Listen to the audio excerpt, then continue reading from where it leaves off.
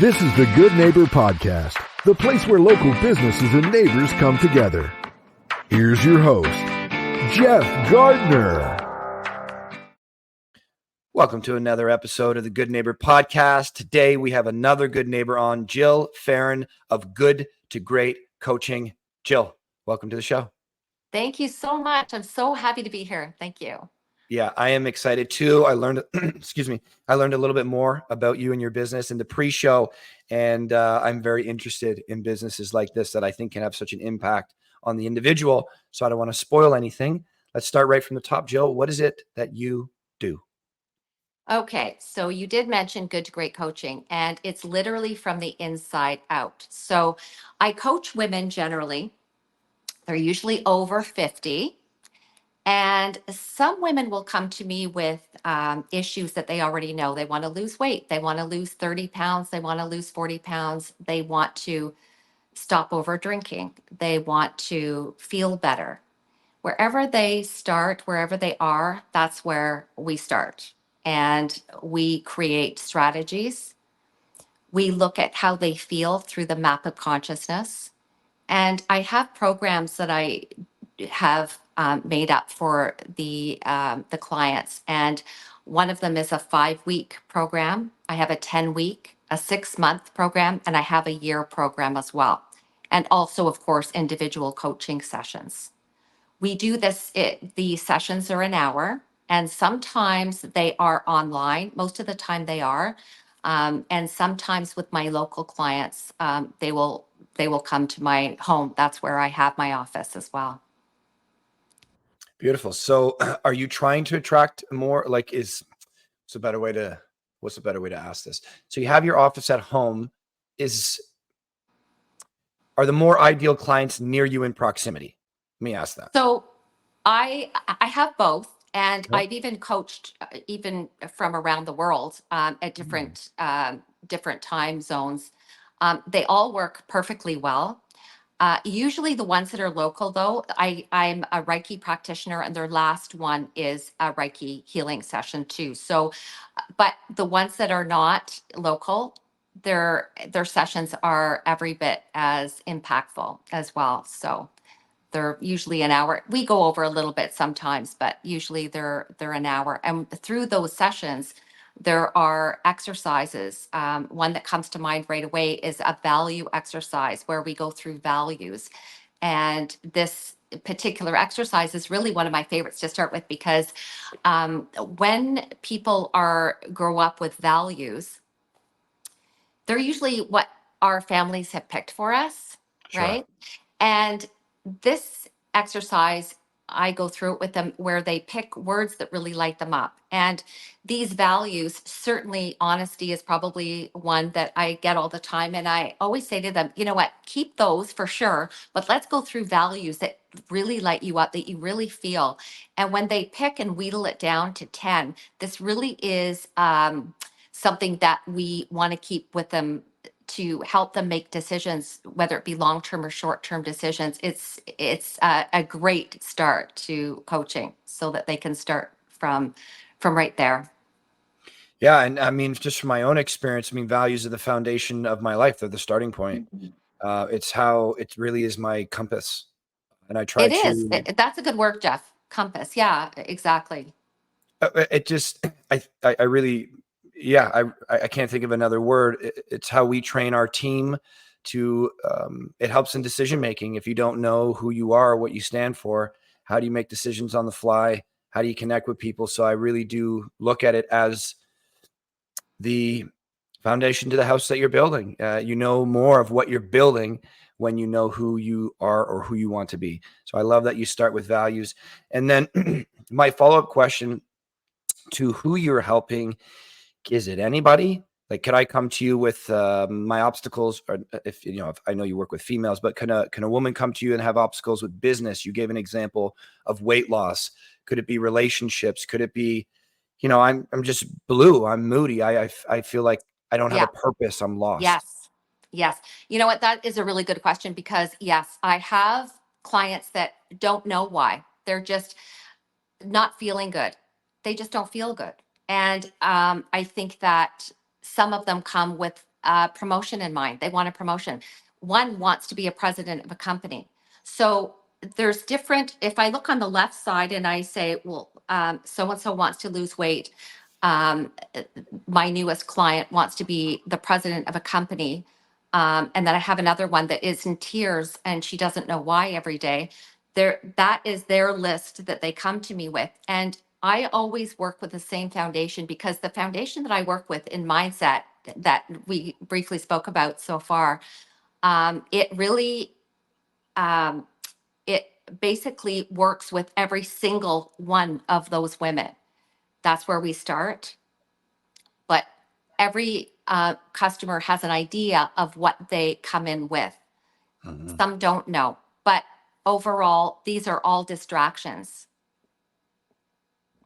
These are all distractions because sometimes women will buffer and overeat, overdrink, and they just don't have a way, a guide to why they're doing it. Usually there's an undercurrent of what is going on, and it usually can be understood through the first part of our coaching.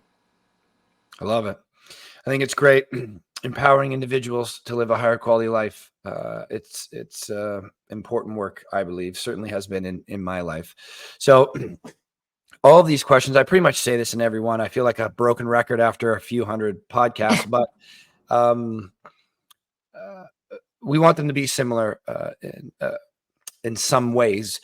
And so that leads me to explaining this, which I often explain, is that all of our questions have meaning. They all have a purpose to them, but there's certain ones that are more fundamental to revealing who the person is and what the story is, what that journey would look, what that journey looks like, which tells us so much about that person. We can really give an opportunity to resonate with that person. So this is a two-part question.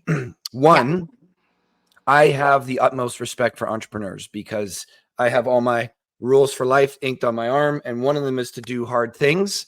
Yes. Oh, That's that's in my presentation. Yes. Yes. yeah. Yep. So I think doing hard things is a necessity if you want to figure out what you're capable of. And I think the entrepreneur's path, carving a new path, is choosing the harder path. So I have the utmost respect for the person who just decided I'm going to create an idea in my head and then create it again in reality. I think it's much easier to create an idea in your head than it is in reality. That really has an impact on somebody. So immediately I have the utmost respect for entrepreneurs. So I want to ask you, what led you to starting your own thing? And the second part of that question is, what led you to helping to empower the individual through mindset and a number of other modalities? Like, what brought you to this world? Yeah, that is an amazing question, because my life looked very different a few years ago. So I've been in the corporate world for a long time. And as the last 7 years, well, going back 6 years, I'm going to say, I worked for a wonderful company. And then I was slapped with some major health challenges. And I, through that, I persevered because that is my personality. And I kept doing the thing. I kept working. I ended up having to have 3 major surgeries, and my life took a 360. It was going to look very different going forward. Um, and I I thought, I'm going to be miserable, fat, and no longer with my husband. And I don't even want to make fun of that, because literally that was what was going on in my head. At that point, I decided to take a coaching course and become certified. So I knew it was going to help me at the time I was taking it. And it helped me understand that I was my own advocate, that I was going to have to learn how to do hard things. And I love that, because I'm actually speaking for the town of Tiny on June 4th and for the senior symposium. And one of my slides literally says, doing hard things builds strength and stamina. I've been through that story. Um, I had to realize that if I didn't want to do nothing for the rest of my life and have my amazing relationship with my husband break down, I was going to have to start somewhere. And using the tools that I learned through coaching, it helped me start to realize that the small consistencies and even doing things when I didn't want to do them made huge impact in my life. One day, I want to tell you about this. One day I went to my surgeon as a follow-up appointment, and he said to me, Jill, you do remarkably well for somebody who has what you have to deal with. And I thought, of course, then I started asking a million questions. And I said, why? Don't your other patients do that? And he really didn't give me a whole lot of information, but he did say a lot of times his patients won't do the protocols because they don't think it's worth it. They don't have the buy-in to think that they're going to get any results from it. And my physio had said the same thing. I go to a physio and she said, I wish all my patients would do what you do. And I, of course, want to start asking questions. Why? What aren't they doing? Well, I give you these things to do and you come back and you've done them because she can tell.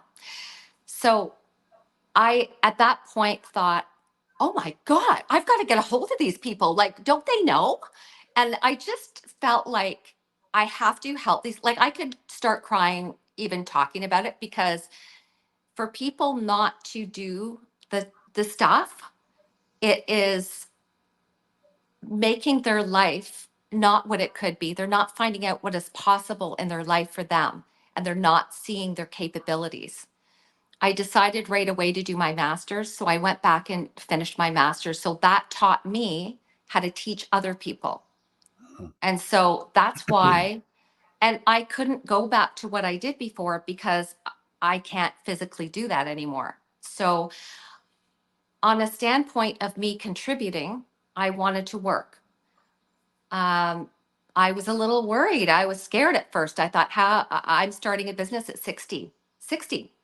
But I think that because I had the passion, and because I feel like if I don't even, it's so funny too, because at one point in my career, well, I always felt like I'm hustling and I've got to hit my target and I've got to do this goal.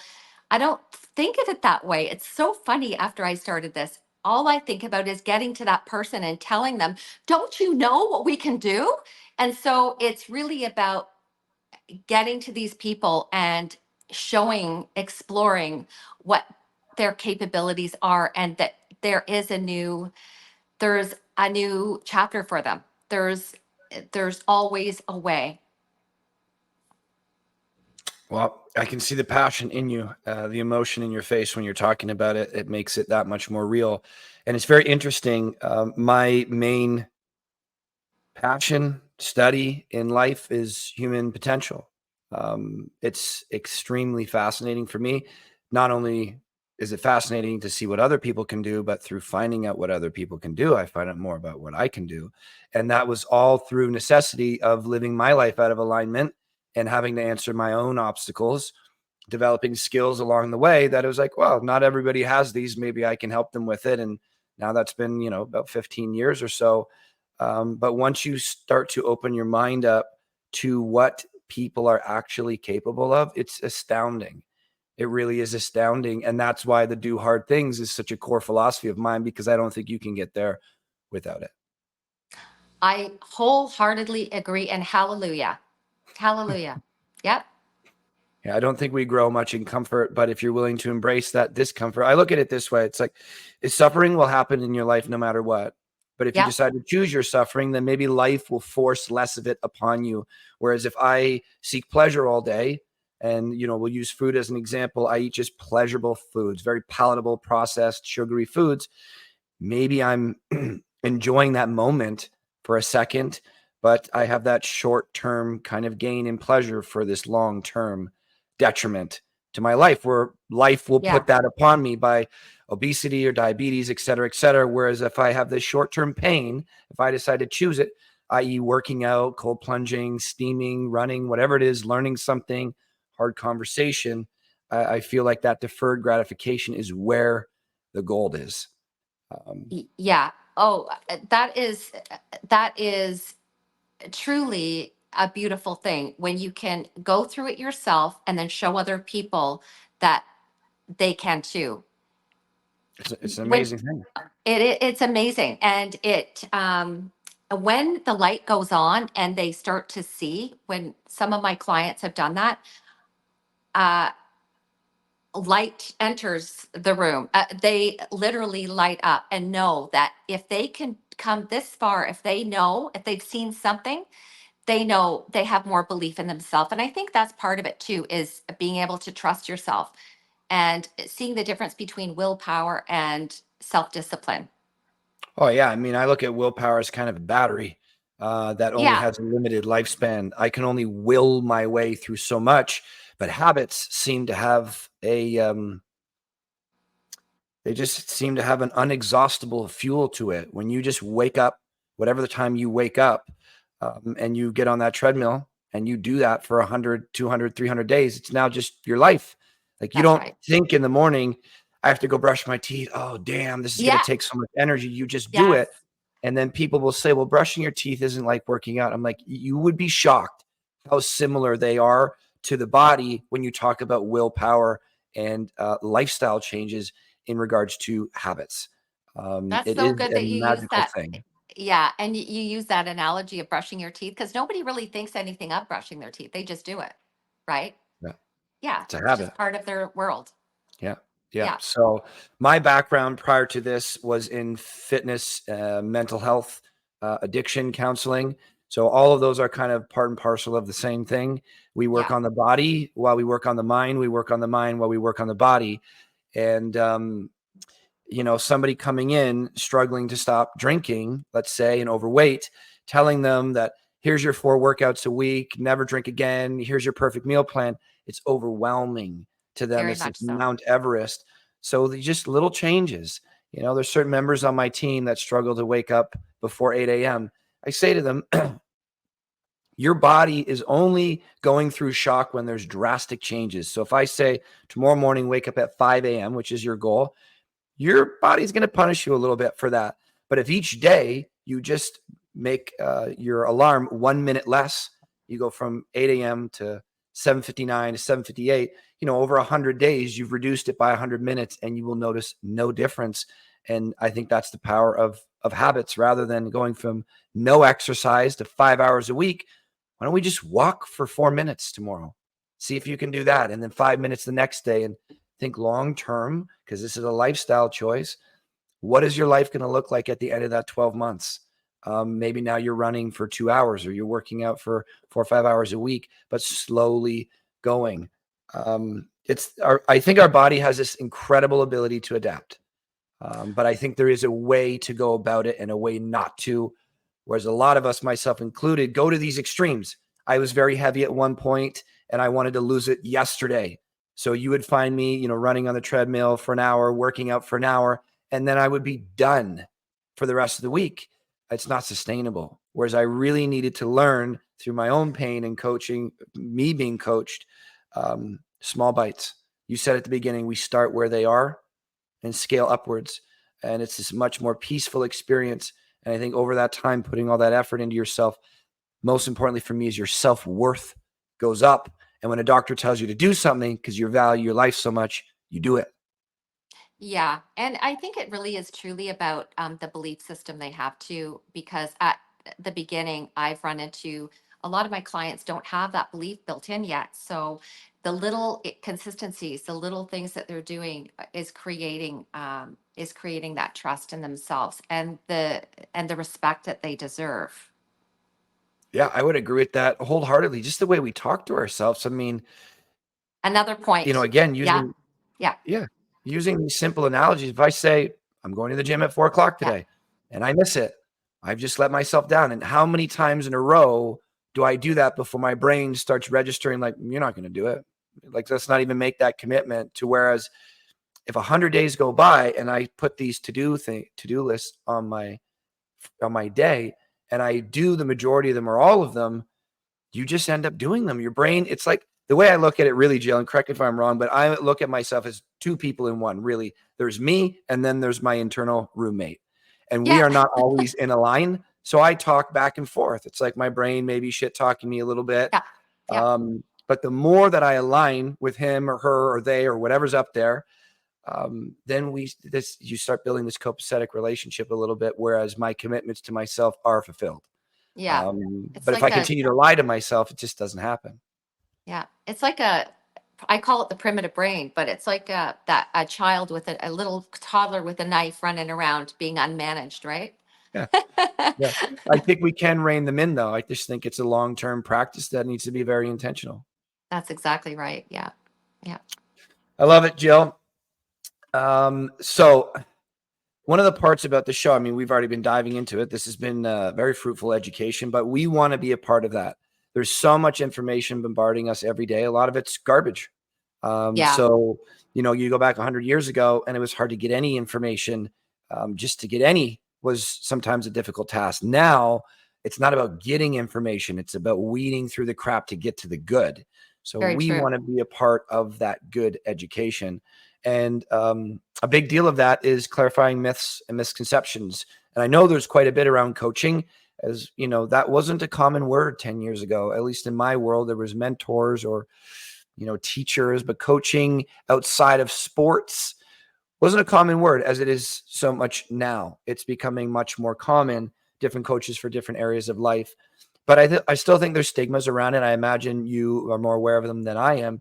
So if we can clarify some of that suboptimal information in somebody's head that they're basing their decisions on, if I'm basing my decisions on inaccurate information, my decisions aren't as good as they could be. So if we could clarify some of that for them and I can make better decisions, maybe I could even change my behavior and therefore change a life.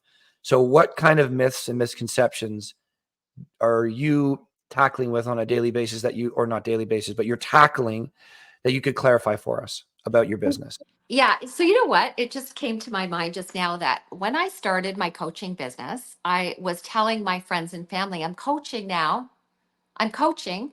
And the way I was going to help people at first, because nobody knew me yet, was to coach for free so that I could just coach anybody and everybody for free. And I'm not asking for $1. I just want to help them. So I said to everybody I know, I said, just tell people that if they want free coaching to come to me. And my thought was I'll start collecting value for value when I get referrals. That was my idea. And so I was surprised because I expected all these people.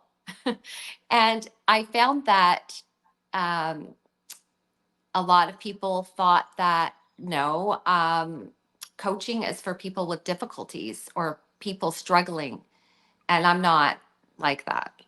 And then the other one was coaching is for weak people. No, no, it couldn't be further from the truth. Coaching is for people willing and that has the strength and courage to get started. It's not for the weak.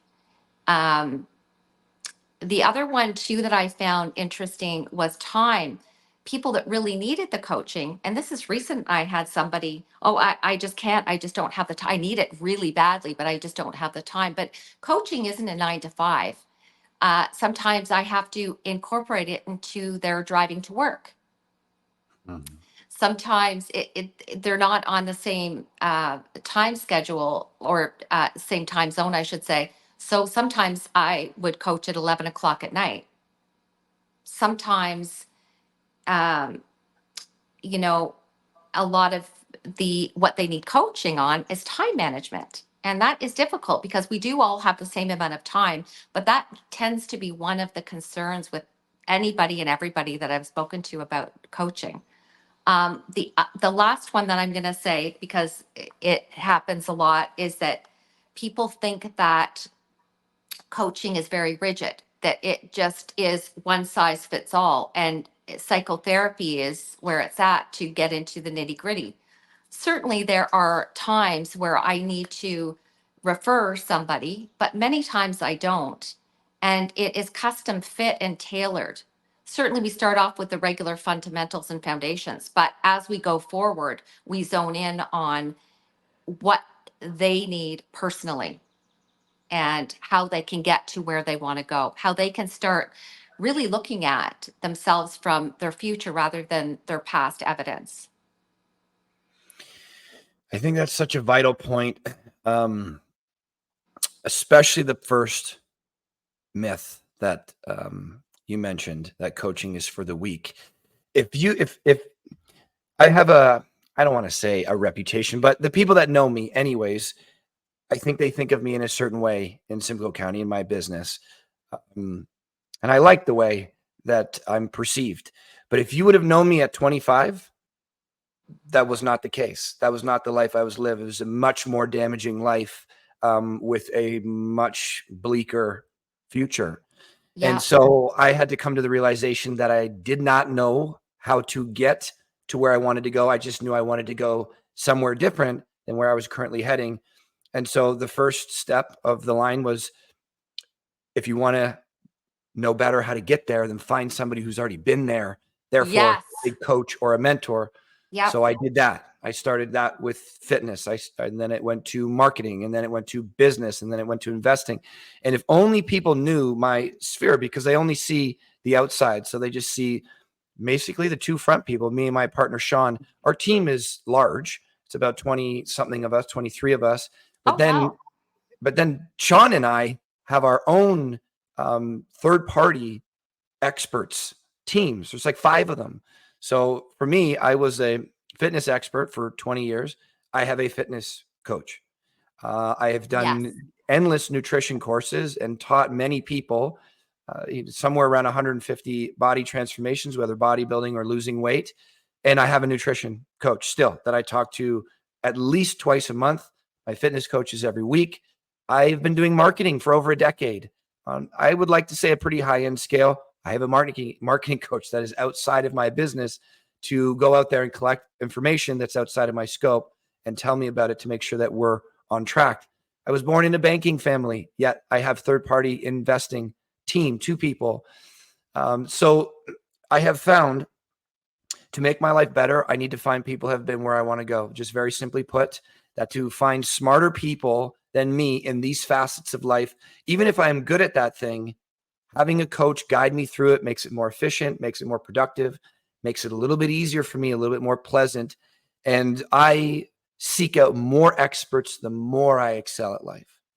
The opposite of what a lot of people think, like I'm broken or I need to get fixed, which I don't even like those 2 words. So I will seek out help like a counselor, a therapist. The more I succeed, the better my life gets, the better experts I get around me, and in many cases add more to it. And when people look at it, there's just so many hands in the pie. But as long as you're still profitable, I go for quality of life over everything. Business is just a facet of my life. If I'm enjoying it, then I'm doing something right. And it is only through the books behind me, a form of mentorship, but actually paid coaches, mentors, and experts that have helped me get to a stage in life that maybe would have taken me 20 years to get to instead of 10. Yeah. Maybe I would have never even got there on my own. So I look at it this way: is I think all entrepreneurs are leaders in some way. I think all human beings are leaders in some way. Somebody's Yes. being influenced by you. And to be a great leader, I think you need to be an exceptional student. So I think they're both part of the same coin. They are. I agree. I agree. And you know what? I think we've read a lot of the same books. Probably. No, Yeah. they're good. They can I'm change reading a life. Tracy. What's that? I said they're good. They can change a life. They can change your life. And, it's funny too, because one of my morning routine consistencies is to read 20 pages of the book that I'm on right now. Right now I'm reading it. It's pretty good. It was written, I think 1996 it came out with Tracy Goss. Okay. Have you heard of it? No. Making the impossible happen. It's a really it's very good. But that's what I do every day, and the learning never ends, and the coaching doesn't end for me either. Coaching makes it exciting for me because yes, I've got my master's in coaching, but I want to know what's possible for me too, and somebody else that knows and has been through it and mastered. Um, I get that expertise for me in my life. Yeah. So, yeah. Yeah. It really is. Now that I know this, it's just such an easy thing Or there's experts out there that are like, I'm an expert at this. What more do I need to learn about it? It's like, okay, that's your mindset. That's your mindset. I think it's limited. But when I went over to the addiction clinic and started counseling there, from day one, they said, pick your counselor, day one. And I'm like, what do you mean? They're like, every counselor has a counselor. Like, you're going to be going through some shit. You're going to be Oh, going through okay. some hard conversations. It's Yeah. going to be a big emotional toll on you. You need to be guided through that process, just like you're guiding through your clients through it. And it was just that light bulb moment. And I said, this can't just be specific to counseling. I need people around me that can help guide me through, like a lighthouse, shining that light, doing its thing, guiding through, making my path a little bit more pleasant. But most importantly for me is I look at wisdom as knowledge combined with experience. So if you've been somewhere that I want to go, you're way further up that mountain than me. You've probably tripped on some roots, fallen, scraped your knees, and learned from those paths and made new paths. If I don't talk to you about it, I'm probably going to trip on those same roots, scrape my knee, and make the journey harder for me. But if I do decide to talk to you about it, you're probably going to tell me about that, and I'm going to avoid that pitfall. That's And now, right. how many pitfalls do you avoid from learning from somebody who's got 20 years expertise on you? I think it's endless. Yeah. Yeah, for sure it is. That's right. Yeah. I appreciate you clarifying that for us, Jill. I think these are really important conversations that people need to hear, because a lot of these things are new in this day and age. Mindset, growth mindset, for example. I think that's only been around since the late 90s by Carol Dweck. That's not a common statement. And building up the individual, I think, is fairly new as well. Like, I think so many of us focus on the externals rather than internally. And that's where all the growth has been found for me. A lot of the externals I can't control, but I can control my attitude, my actions, and it's just bared so much fruit. So a lot of these things are new. The more we talk about it, I think people understand more the value in it. I think so too. And I think too that a lot of people don't want to, they know the external, but they don't really want to get involved in the internal because they think it's going to be very long and arduous. And it doesn't have to be. It doesn't have to be. I would agree with that. I think it's scary if you haven't been in there yet. Absolutely. Meditation is a perfect form of that. Getting quiet with your thoughts. I remember one of my mentors said, he says, the truest litmus test, or she said, actually, the truest litmus test for how you actually feel about yourself is how you talk to yourself when you're by yourself. No stimulation, just you and your brain. What is going on up there? And if it's like, it's chaos, it's dark, it's hell up there, it's like, no wonder you want to avoid it. But the longer we avoid it, the more hellish it may become, rather than just tackling it one by one, maybe with a helping hand like a coach. Yeah, and that's where buffering comes into. And I mentioned that at the beginning that when you don't want to deal with something, and it usually is fear based, um, buffering starts where you start overeating and numbing out a little bit, over drinking, watching too much Netflix, whatever it is, you're checking out of your life that you could be really enjoying. And I think as soon as you shed light on a little bit of that fear, you're meeting it head on. And you touched on being aware of what you're thinking. Um, Sometimes what I found anyway is that a lot of people don't even know what they're saying to themselves. I'm not a morning person. I'm not a person that, I don't do stuff like that. I don't eat properly. I don't read. And they're just perpetuating, leveraging more of that. It's kind of like just reacting to life Yeah. instead of running your life. And it's hard to know where to start from there. I don't want to butcher this, but there's one of my favorite books. It's called Man's Search for Meaning by Viktor Frankl. And I think he said that freedom is found between stimulus and response. Something happens to me from life. If I react immediately, there is no freedom. I'm just reactive. I'm just a robot. My emotions out on display for people.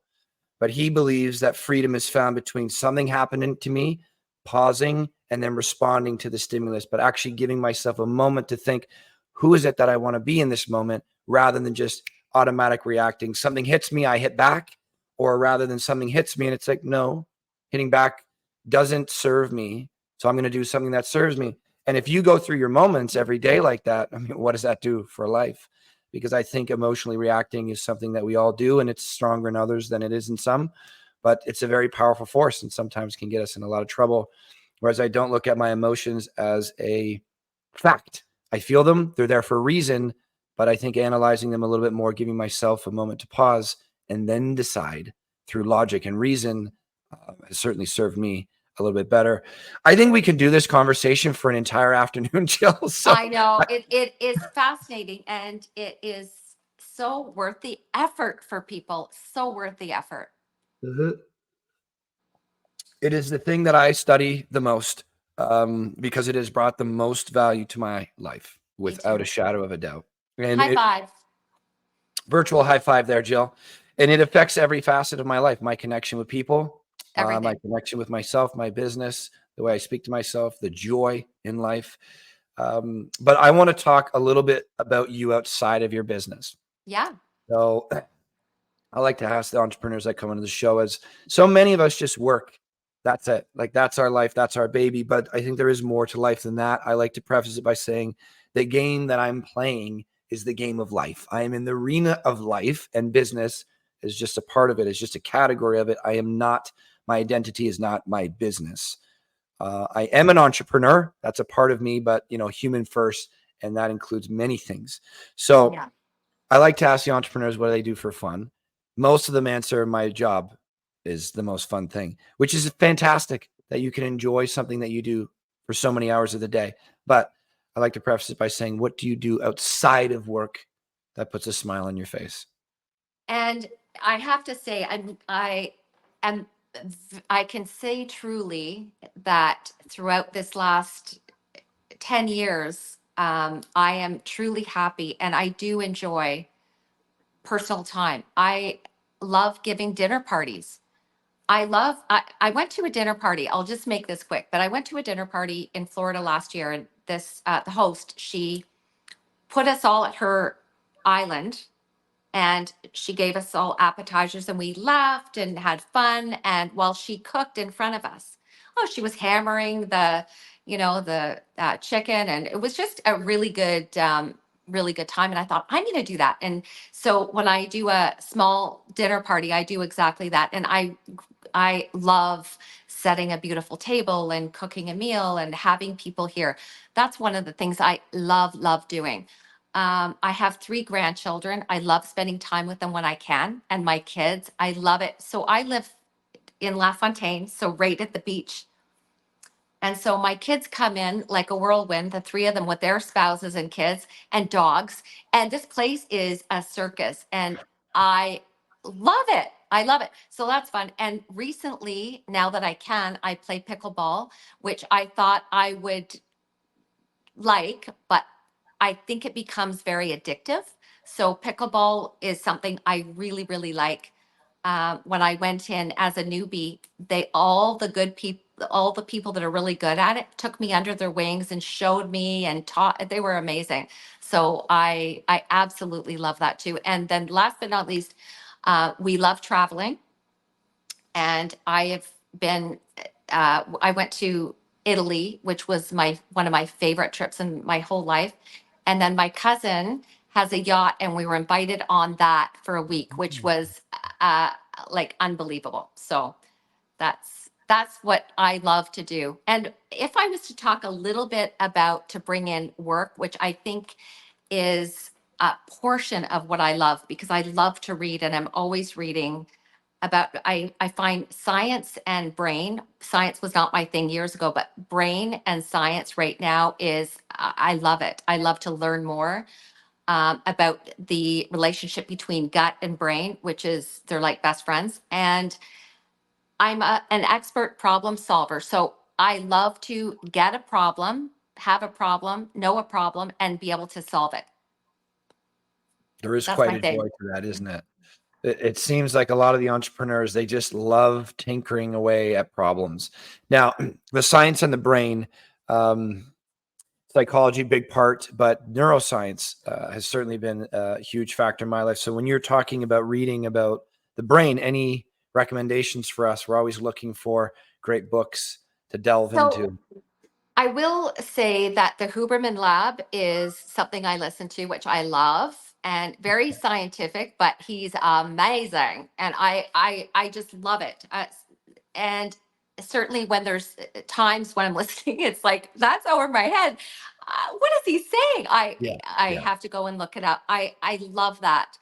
I think that David Hawkins is somebody Mhm. I follow because I think he's got some really good work out there. And actually, that was the start of my whole um, beginning when I started with wanting to be a coach and starting with my very first certification. I knew his work.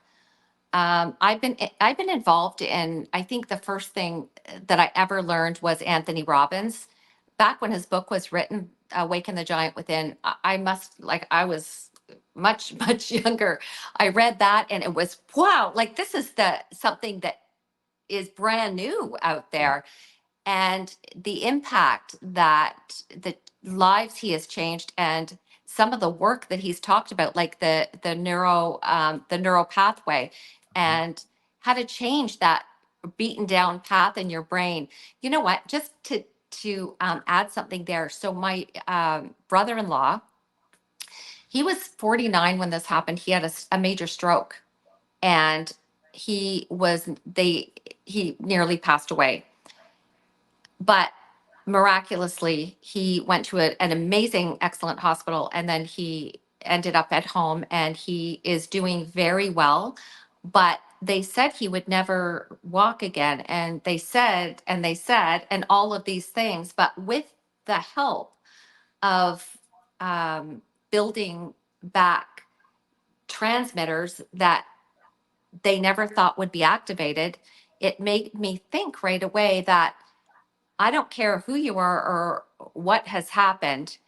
There's a way that you can rebuild the path and change the trajectory of where you are. It's been a miracle, little miracle to see this happen. And the work he's put in is crazy. So his So, life has changed pretty drastically from that stroke. oh, completely. Yeah. Yeah. Yeah. And he's on a healthier path now since the beginning of it. Like he's made a He pretty is good recovery. unbelievable. And he's a very positive Mhm. human. Um, he's got great support, but I have to say the attitude, I could just cry when I see him. His attitude is that he lives for today, but he does the work so that he can Have a do good the best he tomorrow. can. Yeah. Yeah. I think the positive attitude alone, I think is fantastic, but I think it's becoming more common for us to understand our brain a little bit more. Why I think Yeah. Huberman is so impactful. I mean, his stuff is it's just amazing. It can change your life a dozen times over in a half a year of his podcast. And there's many other guys out there doing it, giving free education through top tier experts. Authors that the only way we could have found out about them before was to read their book. Now we have access to them. Tony Robbins is another one, and he's an expert in many things, but different than Huberman. I mean, Huberman was educated at the highest level to get Yes, there. that's right. Yes. Good Tony point. Robbins has been a walking experiment for 45 years and Yes. has changed a lot of lives. That's So there's a right. lot of validity to that too.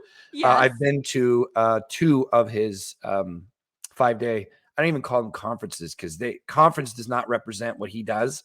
15 hours a day, 5 days a week.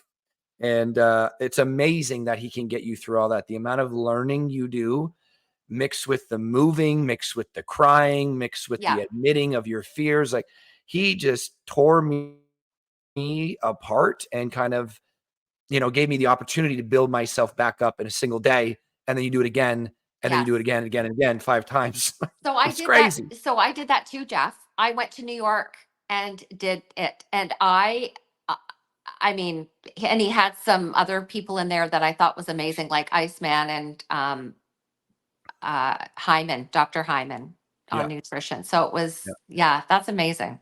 Yeah. It really is. Wim Hof, he's one that got me in the cold Yeah. a few years back. Yes. My son too. Yeah. Yeah.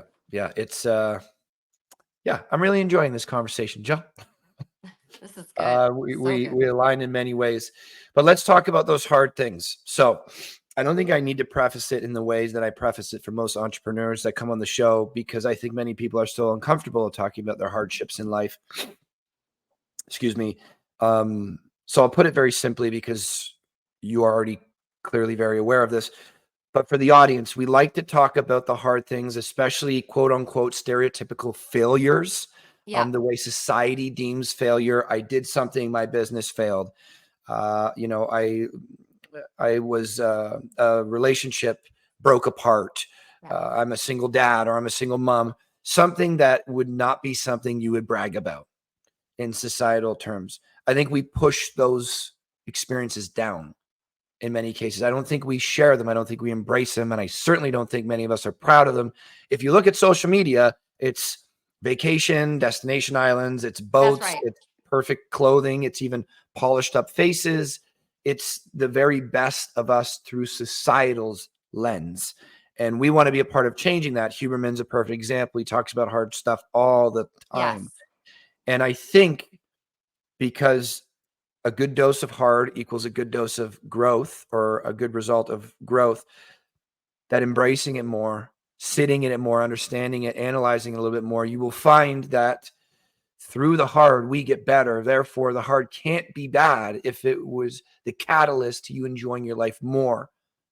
That maybe we should adopt some of these hard principles a little bit more. So anyways, we want to be a part of that trend to get people to embrace it, that to wear that scar as a badge of honor. You went through something and survived. Bare minimum, that's a good thing, but you probably became better through the process. So we like to ask the guests on the shows, any trials, tribulations, hardships that you've been through that probably sucked in the moment. As hard, we know what that physical symptom feels like. It often doesn't feel good when a muscle is really burning, or you got sweaty pits or hands from anxiety because you're standing on stage giving a public speech.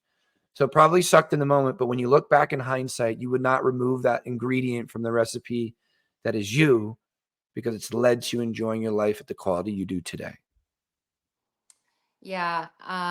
I'm going to have to say, of course, I'm 60. I've had a lot of things that, you know, that transpire that I have failed countless times, because I am one that puts myself out there, and I'm okay with that. Um, I think that what brought me to my knees was these health challenges. And I will say that I had a pelvic prolapse, and then two hips had to be replaced. And then I found out that and this wasn't even in my wheelhouse of thought, that I'd have to use a catheter for the rest of my life. I mean, I have diverticulitis and an extended bladder, and I could go on and on, all below the waist. To be honest, I have a romantic relationship I'd like to keep up. So I had to find ways to have an amazing life. And I want to be an example of that. And my health did bring me to my knees, and I had to pull myself back up again. And it took a lot of hard things. I mean, it took a lot of, first of all, even I can see this with my clients, I don't know where to start. And that's probably why I decided to do coaching. I could have just got a coach. I have one now. I could have just got a coach, but I thought I'd have the back end stuff I'd have more if I did it the other way around. I think that that's one of the things, and this is this is the last thing that happened that really did bring me to my knees. I literally thought I would be on the couch and that's it. That's what a lot of people do. And I belong to an organization on that I can see patients and people that have the same sort, and interstitial cystitis, which I don't know why I didn't mention. That's the biggest, which is painful bladder syndrome. And so I'm on this organization that gives tips and tricks, and I try and stay on there to help people too, just to give them like the green soup I make that helps, with the pain and that sort of thing. But I find that without the guidance of even where to even start from a place of there's no hope, is it's just, it's all encompassing. And as soon as you can get on the train to start that, um, oh, I'm trying to find the best word. When you get on the train to really start to do the things, even the small ones that don't work, that are a failure. And when I say failure, I don't mean just not bothering. I mean, you tried it, you measured it, and it just doesn't work. That's what failure means, not just not bothering. And once you see the light, it's incredible what happens after that. All of a sudden, your fear is no longer fear. It turns into, what can I try next? And you become an entity of never stopping. And then all of a sudden it becomes enjoyable. And you never thought it would. The thing is, too, is that I wanted to say, I've been fired from jobs that were over my head. Um, I've even had a marriage of 25 years break up. I've been through it, and I find that if you have a will, I know it's a cliche, but if you have a will, I just want people to know there is a way. There is a way. They don't have to sit in that space anymore. Um, I want to say something else too that I want to make sure I impart, and that is, when I used to be in the medical, pharmaceutical industry as well. So I used to look after derms and plastic surgeons a long time ago. So many people think that if they are not qualified for a job, or they haven't had the experience, or they don't feel confident enough. I want to impart that the limitations don't need to be there. And I one day I went for a job interview, and I was being interviewed for an account exec. That cosmetics was where I started many years ago. And because I'm such an ingredient junkie, and I was imparting that on the people that were interviewing me, which were a pharmacist and the owner of the company, they excused themselves from this interview, and they said, "We'll be right back." And when they came back, they said, we're launching a medical brand to derms and plastic surgeons across Canada. And we thought maybe you might be interested in doing that. And inside, I'm like, what? So they sent me home with all the products and the manuals of what's in them and how it works in your skin. And they told me, come back on Monday and sell it to us like we're doctors. And so I went home, and I did my due diligence, and I went back and sold it to them as like they were doctors. I got help with what my sister's sister-in-law was a cardiologist rep, and so she helped me prepare. And I did the work myself. My poor 10-year-old son had to sit and listen to me all weekend. And when I went back, I got the job. And I wanted to say that because first, I didn't have the education, but I had the passion, and I wanted that. I wanted to do that. I wanted to make a difference, and I wanted to have that experience. And sometimes your confidence might not be there right then, but please get uncomfortable, because it can lead to unbelievable things. Don't put the limitations on yourself. Let somebody else do it for you. Yeah, very wise words. Something that I'm very curious about, and I imagine some listeners would be thinking, as I certainly thought it while you were saying this. So you have these physical ailments obstructing your journey that you took a pretty good beating with. And so you had to make a choice. Why not choose to just lay down and take it, like on the couch? Why not do that? What was the catalyst to getting you off the couch and getting back to doing uncomfortable things? Like, why not? Why not Yeah. stop? You know what? It would have been easy. Well, some days it would have been very easy for me to do that because I felt beaten. I felt like that was it. Um, I think number one, so my kids are all older now and they have their own families. And I've always thought it was very important for me to be a good example to those three kids. I still call them my kids. Well, they are my kids, but I still call them my babies. That was important that they didn't see me. I didn't want to be their burden. I didn't want them to see me in a place where they would, number one, think it's okay for them to do that, or number two, feel like they had to look after me. I have a relationship. I have a man that I'm in love with, that I love with all my heart and soul, and I want to keep that. So that's hard too. I mean, I had, like, it's changed for me. I had to, I have to show up. I want him to be as excited to see me as I am him. And that was important to me too. So you had a why that was beyond you. You had a Oh, mission that was oh. well beyond you. And you know what? I thank you for asking that question because it's very important. So with my kids, my man, but also because I want to have fun in my life. I want to enjoy my life too.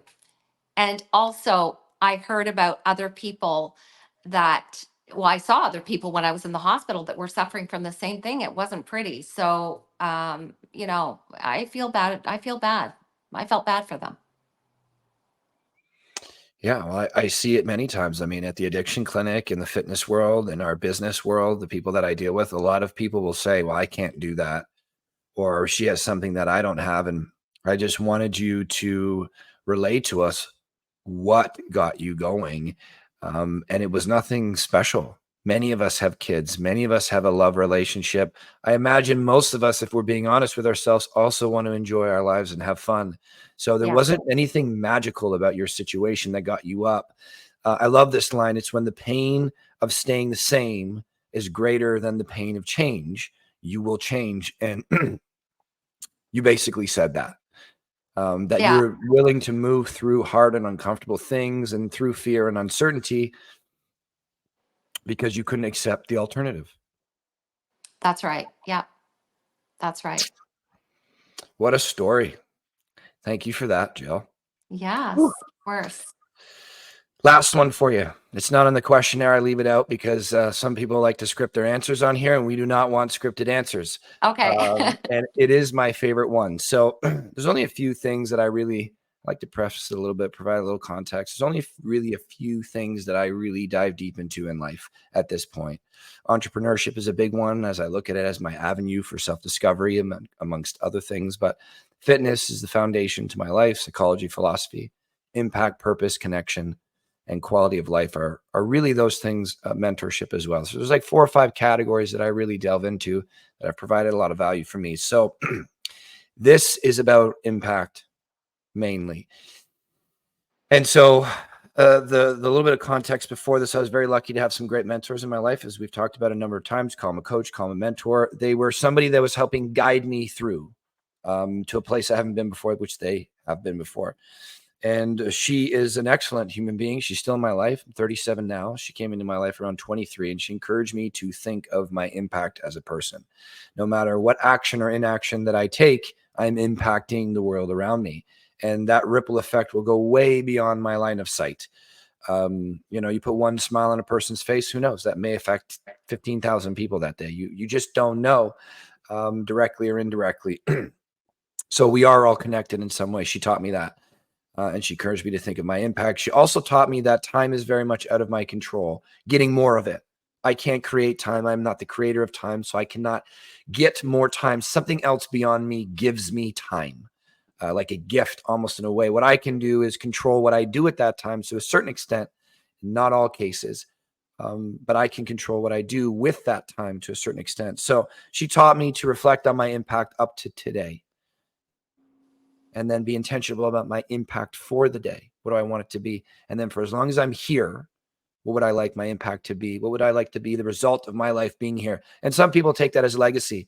Legacy post-death. I don't care so much about that because I won't be around, and I won't be able to feel or know what people are feeling about me. So I care much more about what is my impact while I'm here. Essentially, you are born, you die. What is the middle In result? between.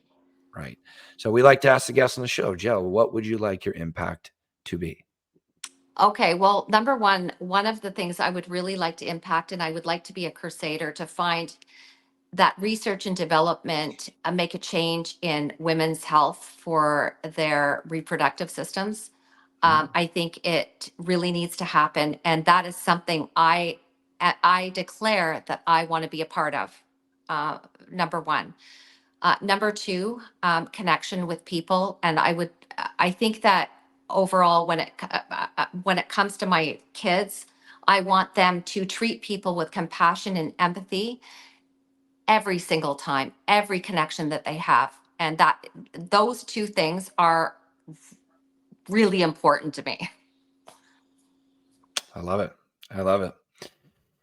I really do. It's amazing. I ask that question pretty much every episode, and it is always through altruism that people are explaining impact on my kids. I want to raise good kids. I want to be a good human out there. I want to find out what I'm capable of and share it with the world.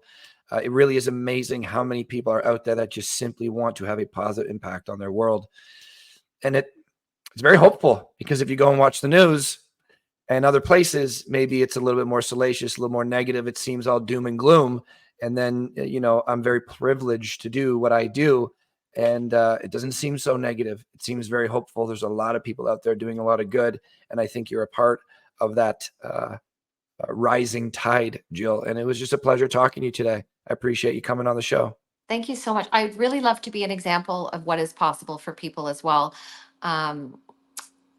This has been an amazing experience, by the way. Thank you so much for having me. Absolutely, Jill. It really was a pleasure. And I think we need this kind of work out there, that people sharing skills that will empower the individual, because I think the better the individual gets, that is the greatest way to make a better impact. If I focus on just helping you, but not helping myself, then am I really helping? It's that old adage, clean up your house before you decide to help somebody clean up their house. I think starting with ourselves. And for me to start with myself, I had to get the teachers first. And if you're out there doing that not only teaching, but leading by example, that is the avenue that I choose to live through. Be an example of it, share it with people. It's a very cool thing, Jill. I like what you do. I really do. Thank you very much. Thank you so much. That was so good. So fun. What a great conversation. Yeah, it really was, Jill. Until our next conversation, you have a fantastic day. Thank you. You as well. And everybody listening. Take care, Jill. Take care. Thank you for listening to the Good Neighbor Podcast Midhurst. To nominate your favorite local businesses to be featured on the show, go to gnpmidhurst.com. That's gnpmidhurst.com, or call 705-413-3775.